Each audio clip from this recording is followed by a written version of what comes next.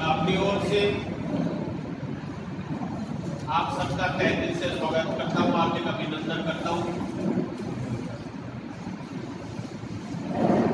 आज जो मुख्य हमारी एक सोच थी, जब भी कहीं जाते तो ये बात सुनने को मिलती थी, हमें फेस टू फेस मिलने का मौका बहुत कम मिलता है। कहीं भी कोई भी समस्या हो तो कुछ लोगों को ये समस्या रही, चाहे शहर में रहे हो, लेकिन फिर भी कुछ लोग मिलने में हिचकिचाते थे। आज हम सब लोग मिलकर, आप लोग जो यहाँ आए, मैं समझता हूं कि हम सब एक परिवार के सदस्य हैं और हम सब लोगों का मिलकर हम सब ये चाहते हैं कि आने वाले समय में कोटपुतली क्षेत्र में कोई भी समस्या हो,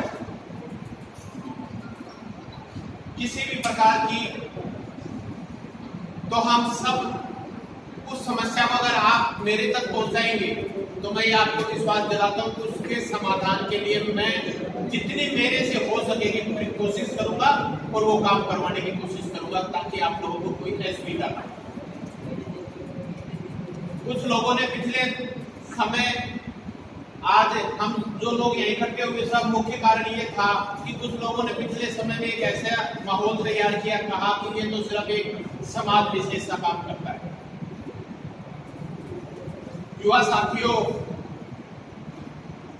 जब हम राजनीति में आते हैं और राजनीति में आने के बाद में सबसे मुख्य जो काम होता है वो होता है क्षेत्र का विकास। अगर परिवार का मुखिया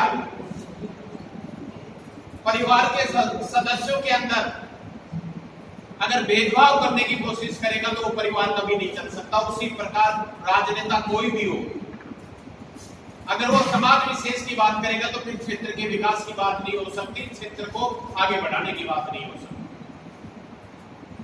पिछले समय की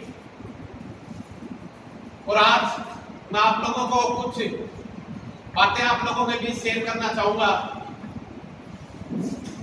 आपने सुना होगा कि जब भी आप लोग शहर में बात करते हैं तो ये कहते हैं कि मोदी जी ने कोटपुतली में विकास करवाई। लोग ये भी कहते हैं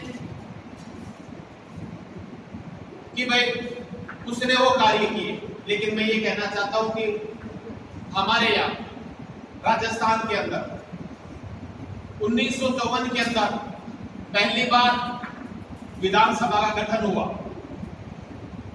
और मुझे 2008 के अंदर राजस्थान की बड़ी महापंचायत में जाने का मौका मिला, उस विधानसभा में बैठने का मौका मिला। मैं युवा साथियों ये कहना चाहूंगा कि मेरे से पहले 13 विधायक बने कोटपुतली में। 13वां विधायक में था, 12 विधायक बने, 13वां विधायक में था। मैं आप लोगों के बीच में आज ये कहते हुए फख्र होता है कि कोटपुतली में जितने 12 विधायकों ने काम किया, वो अगर 5 साल के अंदर उससे ज्यादा काम हुआ हो तो आप लोग, बात ये नहीं है आज हमें आपस में हम लोग बैठे हुए हैं, कोई ये नहीं। अब मैं आपको छोटी छोटी बातें बताना चाहूंगा। जब हमारे यहाँ 1962 के अंदर बिजली आई, उसके बाद में पूरी कोटपुतली क्षेत्र के अंदर 3 फीडर हुआ करते थे। कोटपुतली, जगदीशपुरा और आपका नारेड़ा। सर्वप्रथम हमने कोटपुतली के अंदर 27 फीडर लगवाए। आपके यहाँ पहले 220 का बड़ा बिजली का जो महकमा था, उसके अलावा 162 का हमने वहां पे लगवाया, ताकि हमारे आम आदमी को, कोटपुतली वासियों को किसी प्रकार की समस्या का सामना नहीं करना। कोटपुतली से जब लाइट चलती थी तो राम सिंहपुरा तक एक ही फीडर हुआ करता था, हीरा मोती वगैरह ये जो राम सिंहपुरा नया फीडर बना के कोटपुतली सीटों के नए आयाम स्थापित करने की कोशिश की। आपके यहाँ 60 किलोमीटर अंडरग्राउंड 11,000 की लाइन बिछवाई। शहर के अंदर जो सबसे बड़ी योजना मैं इस कोटपुतली शहर के अंदर लेके आया वो थी 175 करोड़ की सीवरेज योजना, ऑटोमेटिक ट्रीट प्लांट, जो मेरे हारने के बाद में इस सरकार ने रद्द कर दी और आपने जो हमारा विधायक बना उसने बोलने की राजस्थान की विधानसभा में बात नहीं रखी। इस कारण आज हम सब लोग इस सुविधा से वंचित हैं। आपके यहाँ जो बस डिपो का काम चल रहा है, जो नया नगर पालिका का ऑफिस बना है, इसके लिए 4.5 करोड़ रुपए मैंने स्वीकृत किए ताकि ये आप लोगों को इसका लाभ मिल सके। चाहे आपके बीडीएम हॉस्पिटल की जब बात करें, 100 बेड का बीडीएम हॉस्पिटल हुआ करता था तब बना और तब आया 2008 तक, उसको हमने 250 बेड का हॉस्पिटल बनवाया ताकि आप लोगों को और जो डॉक्टर आप यहाँ अपने चक्कर लगाए।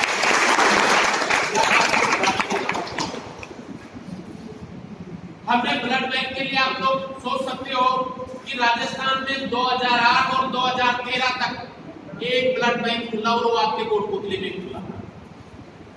पहले ब्लड बैंक के लिए आपको जयपुर, दिल्ली यहाँ के चक्कर लगाने पड़ते थे, लेकिन आज जो ये ब्लड की सुविधा है वो इसलिए है कि हमने यहाँ ब्लड बैंक खुलवा।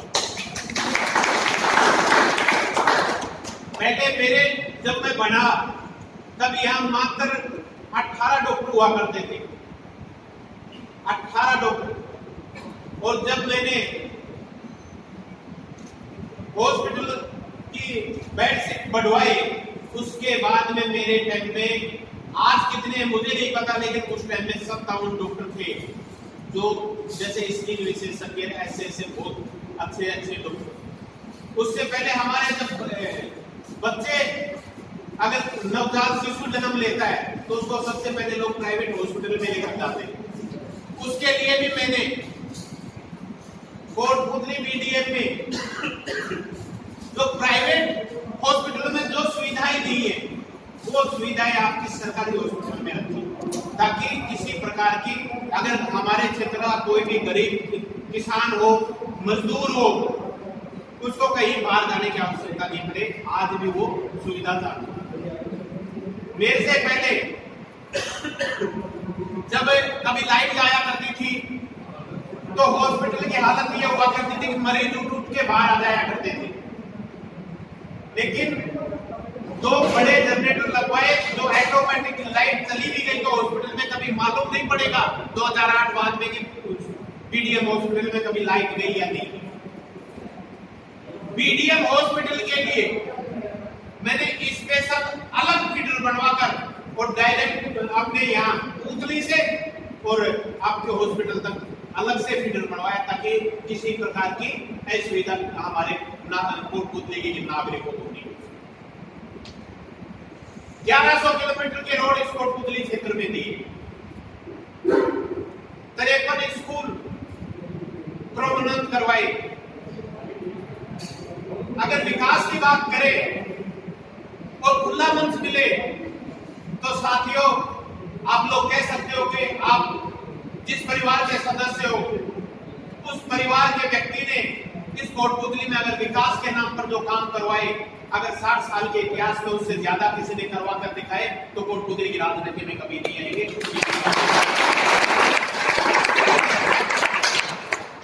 लेकिन हम इतने काम करवाने के बावजूद हम लोग चुनाव क्यों हारे?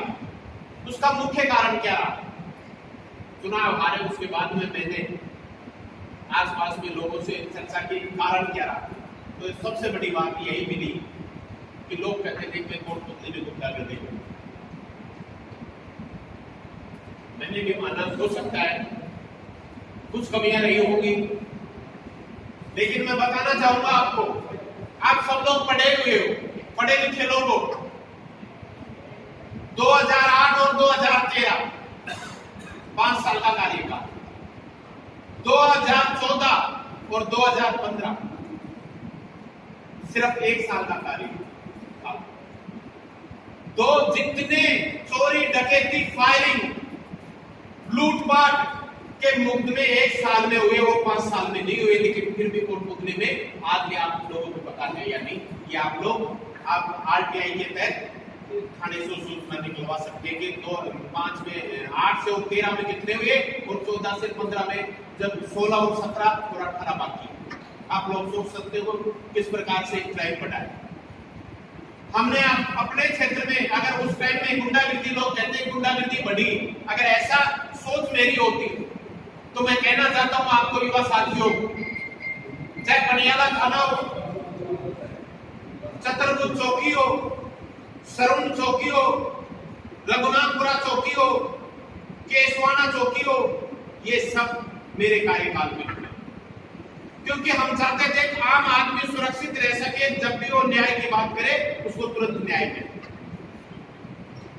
अब की बार सरकार ने सिर्फ 1 थाना दिया है, जबकि चौकी 1 भी नहीं। हर क्षेत्र में, कोई भी क्षेत्र हो, अगर आप विकास की बात करेंगे तो मैं समझता हूं कि 2 घंटे से पहले आप बैठे थे, 2 घंटे और न थे, लेकिन फिर भी हम लोग, मैं ये आप लोगों को क्यों बता रहा हूं, इसलिए बता रहा हूं जब भी कोई बात आई, कुछ हमारी जो मुख्य रूप से जो लोग कहते हैं, मैं एक बात कहना चाहता हूं साथियों, और आज आप लोगों के बीच में इसलिए कहना चाहता हूं कि आने वाले समय में फिर आपको उसी समस्या का सामना करना पड़ेगा। और समस्या क्या है? समस्या ये है कि कोटपुतली में कुछ लोग जो 20 साल से जो सिर्फ दलाली के माध्यम से लोगों का लूटने का काम करते हैं, जब उनका 5 साल में साम्राज्य नष्ट हो गया तो उन लोगों ने एक नई चाल चली और कोटपुतली में एक अफवाह फैलाने लगे कि कोटपुतली के अंदर कसाना गुंडा राज करवाता है। मैं ये पूछना चाहता हूं, कोई भी शहर के अंदर, आप लोग शहर के हो, कोई भी शहर के अंदर दुकान टूटी, किसी से पैसे छीने गए हो, कहीं किसी बहन बेटी को छेड़ा गया हो, लेकिन आज कोटपुतली में कितनी फायरिंग हुई घर के अंदर घुसकर। हमारे वार्ड नंबर 19 है या 20 है, उसके घर के अंदर घुसकर और पैर में गोली मार के उस बच्चे का जो सिलेक्शन हो गया था वो पैर कट गया, लेकिन आज तक ये पता नहीं चला कि गोली मारने वाला। मतलब आप लोग सोच सकते हो, लेकिन उन लोगों की सोच क्या है? उन लोगों की सोच क्या है? उन लोगों की सोच ये है कि सिर्फ हमें भ्रमित करना है। अब फिर चुनाव आएंगे तो फिर कहेंगे कसाना आ गया, तो फिर कोटपुतली में गुंडागर्दी होगी। वो किस लिए होगी? वो इसलिए होगी कि वो लोग जो दलाली करते हैं उनकी दलाली नहीं चलती, और दलाली नहीं चलते तब वो जहां भी बैठते हैं तब उनके 5 जो गुर्गे होते हैं, जो पैसे इकट्ठे करते हैं लोगों को। मैंने देखा है, जब मैं पहली बार विधायक बना तब मेरे पास 2 फरियादी आई और दोनों फरियादी ये कहने लगे कि आपने थाने में इसका पक्ष रख दिया, मेरा पक्ष नहीं रखा। दोनों फरियादी ऑफिस में इकट्ठे हो गए। मैंने दोनों से पूछा कि आप ये बताओ कि मैंने किसका पक्ष रखा किसका नहीं रखा। तब दोनों ने कहा, साहब आप लोगों को किसने बताया? गजा में ये इसने बताया। आपके साथ हुआ क्या? जब मैंने उनसे बात की तो उन्होंने बताया कि हमारे साथ नॉर्मल मारपीट हुई थी। फिर पुलिस वाले कह रहे हैं 352 लगेगी, 326 लगेगी, 324 लगेगी। तो यार ऐसे कैसे लग जाएगी? गजा हमने 20-20 हजार रुपए डॉक्टर महीने के दिए, दोनों 20-20 हजार रुपए दिए, और मैं थाने में हमने 25-25 हजार रुपए। तब मैंने जिसको पैसे दिए थे, मैंने कहा इंचार्ज को दिए, बोलो नहीं, डॉक्टर को दिए, बोलो नहीं, तो किसी को तो दिए, बोलो बीच वाले व्यक्ति को। मैंने उसको बुलाया, आपने इनसे पैसे क्यों लिए? दोनों से एक ही व्यक्ति ले रहा है पैसे। जब उनसे बात की, उनके जब पैसे वापस दिलाई, ऐसी स्थिति कोटपुतली में। अगर आप लोग अधिकारियों को, अगर अधिकारी को आज हम लोग, आपका कोई काम है, अगर वो काम हो नहीं रहा और अगर अधिकारी को समझाने तो गुंडागर्दी